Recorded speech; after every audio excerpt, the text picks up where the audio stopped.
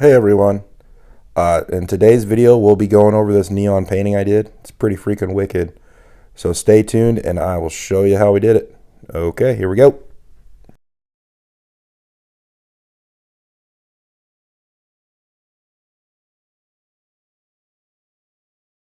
Alright, and if you guys like this and you want to follow me somewhere else, here's all my contact information.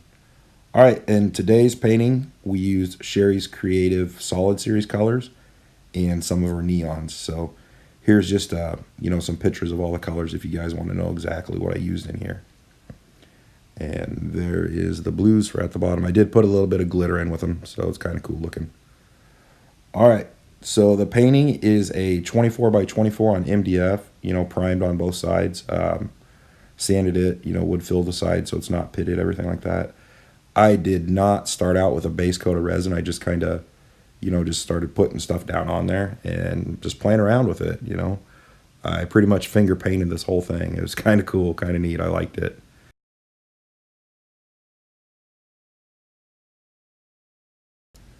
Okay, so one thing that I did here with this painting, I kind of knew I wanted to try to do a sunset with it, so I picked out some sunset colors. And then always with my neons, I try to put them on top, for some contrast and everything. You can do them on a black background or anything like that. They look pretty cool that way. But I found the best way to do it is to put them on top, So that's kind of what I'm doing here. You can watch, and the neons are kind of hard to see with the camera, but if you look, you'll see it. There's some of the contrast and stuff, and just the way that the neons are being so bright. It's a really freaking bright painting, but you can see it in here. So I will quit talking and you guys can watch. Okay, here we go.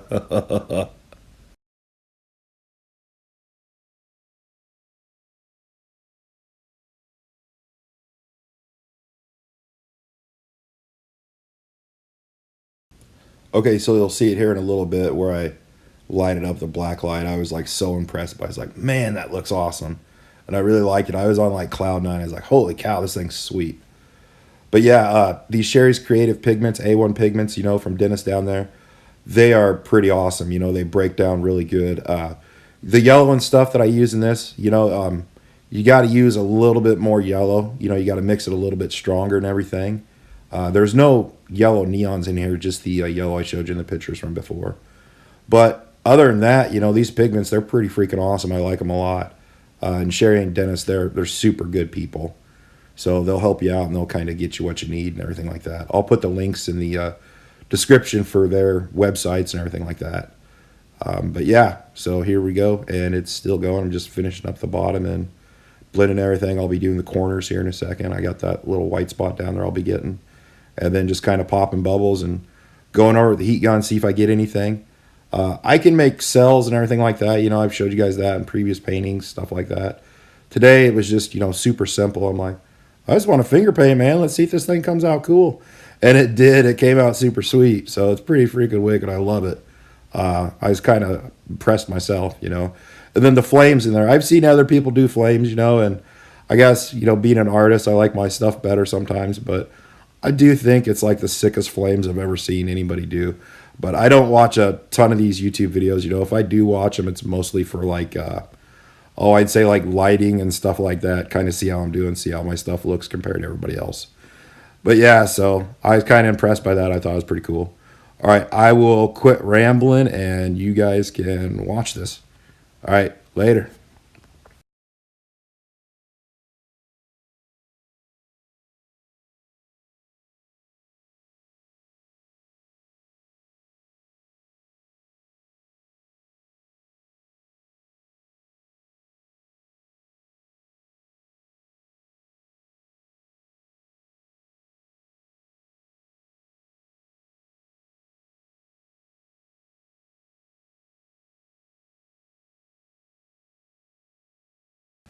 All right, I don't know why, but I've always liked like super bright paintings. They're freaking awesome to me, and with visuals and stuff in my life, like visuals to me, what are cool is I like, the absence of light, but something really, really bright. And then when I lit this thing up, I was like, oh man, that's freaking sweet. So I was really super happy when I saw this. I was like, dude, that is freaking cool. But yeah, so I just thought I'd share that.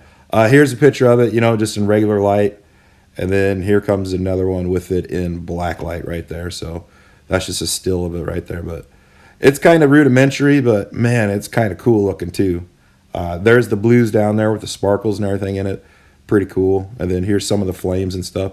There are some cells in there, you know, but they're little bitty ones. So nothing really too fancy on it. And God, I love the way that red looks right there. That's freaking cool. All right, here I am.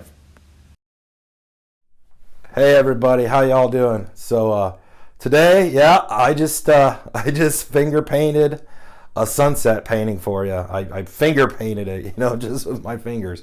It was a lot of fun, you know, like I hadn't done that before, and I'm like, oh, let's see what it looks like.